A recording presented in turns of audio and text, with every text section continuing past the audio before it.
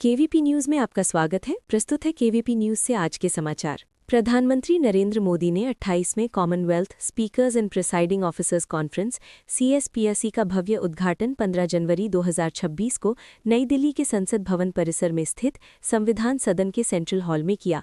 इस प्रतिष्ठित अंतर्राष्ट्रीय संसदीय सम्मेलन की अध्यक्षता लोकसभा अध्यक्ष श्री ओम बिरला कर रहे हैं और इसमें 42 राष्ट्रमंडल देशों तथा 4 अर्ध स्वायत्त संसदों के कुल 61 स्पीकर्स और पीठासीन अधिकारी शामिल हुए। इस सम्मेलन में लोकतांत्रिक संस्थानों को मजबूत बनाए रखने, संसदीय कार्य में आर्टिफिशियल इंटेलिजेंस यानी AI के उपयोग, सोशल मीडिया के प्रभाव, सार्वजनिक भागीदारी बढ़ाने और जनता में संसद के प्रति समझ विकसित करने जैसे समकालीन मुद्दों पर व्यापक विचार विमर्श किया जा रहा है। प्रधानमंत्री मोदी ने अपने संबोधन में लोकतंत्र की विविधता को उसकी ताकत बताते हुए कहा कि भारत की लोकतांत्रिक व्यवस्था दुनिया के सामने एक मजबूत उदाहरण प्रस्तुत करती है। ये सम्मेलन 14 से 16 जनवरी 2026 तक चलेगा और भारत की बढ़ती वैश्विक भूमिका तथा संसदीय सहयोग को प्रोत्साहित करने का एक महत्वपूर्ण मंच बना हुआ है। पंजाब के मुख्यमंत्री भगवंत मान आज श्री अकाल तख्त साहिब अमृतसर में अकाल तख्त के जत्थेदार ज्ञानी कुलदीप सिंह गड़गज के समक्ष पेश हुए हैं, जहां उन्हें कुछ प्रतिद्वंदी बयानों, गोलक यानी दानपेटी से जुड़े अपने कथित बयान और एक वायरल वीडियो पर स्पष्टीकरण देना है। अकाल तख्त ने उन्हें पहले सुबह 10 बजे और बाद में शाम 4:30 बजे पेश होने के लिए बुलाया था, लेकिन मान ने कहा कि वो एक आम सिख के रूप में नंगे पैर आएंगे और अपना पक्ष पेश करेंगे। इस पेशी का लक्ष्य उनके बयानों, सामाजिक विषयों और धार्मिक मर्यादा के प्रति कथित रूप से अभिव्यक्त चिंताओं का समाधान करना है और भविष्य में विवादों से होने वाली असंतुष्टि को कम करना है। बसपा सुप्रीमो मायावती ने अपने 70वें जन्मदिन के अवसर पर पत्रकारों को संबोधित करते हुए कहा कि ब्राह्मणों को चोखा बाटी खाने की बात नहीं, बल्कि उन्हें सम्मान चाहिए और पार्टी हमेशा से सभी जातियों का सम्मान करती आई है। उन्होंने ये स्पष्ट किया कि बसपा विभिन्न समुदायों के सम्मान और भागीदारी पर जोर देती है और विरोधियों द्वारा फैलाए जा रहे भ्रमों से लोगों को सावधान रहने का आग्रह किया।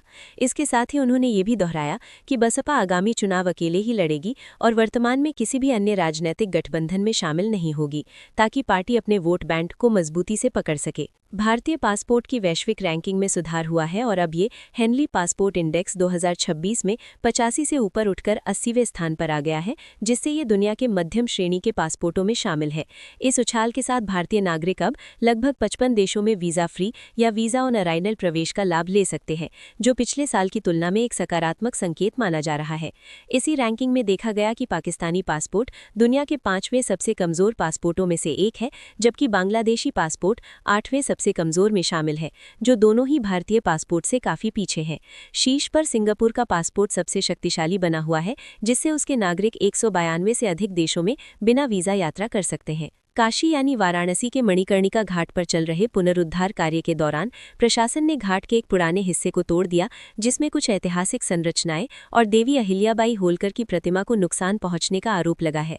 स्थानीय लोगों, विशेषकर पाल समाज और मराठी समुदाय सहित कई लोग इस कार्यवाही के खिलाफ प्रदर्शन कर रहे हैं और आरोप लगा रहे हैं कि बिना किसी पूर्व सूचना के घाट का हिस्सा और मूर्तियां हटाई या क्षतिग्रस्त कर दी गई, जिससे सांस्कृतिक और धार्मिक भावनाएं आहत हुईं। प्रशासन ने हालांकि स्पष्ट किया है कि जो मूर्तियां और कलाकृतियां हटाई गईं या प्रभावित हुई हैं, वे सुरक्षित स्थान पर रखी गई हैं और उन्हें पुनर्स्थापित किया जाएगा तथा ये पुनर्विकास कार्य घातक नहीं, बल्कि सुविधाओं के विस्तार और गंगा घाट के सुव्यवस्थित प्रबंधन के उद्देश्य से किया जा रहा है। दिल्ली की विशेष NIA अदालत यानी पटियाला हाउस कोर्ट ने कश्मीर की सुप्रसिद्ध अलगाववादी नेता आसिया अंद्राबी और उनकी 2 सहयोगियों सोफी फहमीदा और नाहिदा नसरीन को गैरकानूनी गतिविधियां रोकथाम अधिनियम यानी UAPA के तहत दोषी ठहराया है। अदालत ने उन्हें भारत के खिलाफ युद्ध छेड़ने की साजिश, आतंकवादी संगठन की सदस्यता और क्रिमिनल साजिश जैसे गंभीर आरोपों में दोषी पाया है, जिसमें राष्ट्रीय जांच एजेंसी ने उन्हें पाकिस्तान समर्थित गतिविधियों और नफरत भरे भाषणों के माध्यम से भारत विरोधी माहौल पैदा करने का आरोप लगाया था। ये फैसला बुधवार को सुनाया गया और अब सजा की अवधि पर अगली सुनवाई 17 जनवरी 2026 को होगी, जिसमें गंभीर अपराध होने के कारण संभावित सख्त सजा, संभवतः आजीवन कारावास निर्धारित की जा सकती है। भारतीय नौसेना का पारंपरिक पाल नौका Indian naval sail vessel Kaundinya ने अपनी ऐतिहासिक अंतर्राष्ट्रीय समुद्री यात्रा पूरी करते हुए 18 दिनों के संघर्ष के बाद ओमान के मस्कट तट पर पहुंचने की खबर सामने आई है। ये जहाज बिना आधुनिक इंजन, बिजली, कमरे या किसी हाईटेक नेविगेशन सिस्टम के प्राचीन 2000 साल पुरानी समुद्री तकनीक पर बनाया गया था, जिसमें लकड़ी के पलों को नारियल के फाइबर और रस से सिलकर जोड़ा गया था, अर्थात बिना कील, बिना वेल्डिंग और मुख्य रूप से हवा की शक्ति पर निर्भर ये जहाज चलाया गया। ये यात्रा 29 दिसंबर 2025 को गुजरात के पोरबंदर से शुरू हुई थी, जिसमें 16 सदस्यों की टीम ने लगभग 18 दिनों तक समुद्र में रहकर यात्रा पूरी की। इस दौरान उन्हें आधुनिक सुविधाओं की कमी के बावजूद समुद्री जीवन अपनाना पड़ा और बताया जा रहा है कि उन्होंने इस चुनौतीपूर्ण सफर में साधारण भोजन जैसे खिचड़ी खाकर कठिन परिस्थितियों का सामना किया। INSV कौंडिन्य की ये यात्रा न सिर्फ भारत की प्राचीन समुद्री तकनीक को जीवित रखती है, बल्कि भारत और ओमान के बीच पुराने समुद्री और सांस्कृतिक मार्गों को फिर से उजागर करने का एक प्रतीकात्मक मिशन भी है। ये जहाज प्राचीन अजंता गुफाओं में दिखाए गए ऐतिहासिक समुद्री रेखा चित्रों से प्रेरित है और आधुनिक समय में भारतीय नौसेना द्वारा पुनर्जीवित किया गया है, जिससे भारत की समुद्री परंपरा और समुद्री कौशल को वैश्विक स्तर पर प्रदर्शित किया जा रहा है। अमेरिका के राष्ट्रपति डोनाल्ड ट्रंप प्रशासन ने 71 देशों के नागरिकों के लिए अमेरिकी वीजा सेवा, विशेषकर आप्रवासी वीजा यानी इमिग्रेंट वीजा की प्रक्रिया को 21 जनवरी 2026 से अनिश्चित काल के लिए रोकने का फैसला किया है। इस फैसले के अंतर्गत पाकिस्तान, बांग्लादेश और भारत के 6 पड़ोसी देशों समेत कुल 71 देशों के लोगों के लिए वीजा जारी करना फिलहाल बंद कर दिया गया है। ट्रंप प्रशासन का कहना है कि ये कदम उन आवेदकों पर नियंत्रण के लिए उठाया गया है जिन्हें अमेरिका में पब्लिक चार्ज यानी सरकारी सहायता पर निर्भर होने की संभावना अधिक मानी जाती है, ताकि अमेरिका आने वाले विदेशी नागरिकों की संख्या व आर्थिक बोझ को कम किया जा सके। रोक मुख्य रूप से स्थायी निवास यानी इमिग्रेंट वीजाओं पर लागू होगी, जबकि अन्य प्रकार के वीजा जैसे टूरिस्ट या स्टडी वीजा पर अलग नियम लागू हो सकते हैं। ये निर्णय अमेरिकी आवासन नीति में कड़े प्रतिबंधों की दिशा में एक बड़ा कदम माना जा रहा है। उत्तराखंड में महाकुंभ वायरल गर्ल मोनालिसा अपनी पहली Bollywood film the diary of Manipur की शूटिंग के लिए पहुंची है और फिल्मांकन देहरादून, मसूरी और आसपास के खूबसूरत स्थानों पर जारी है।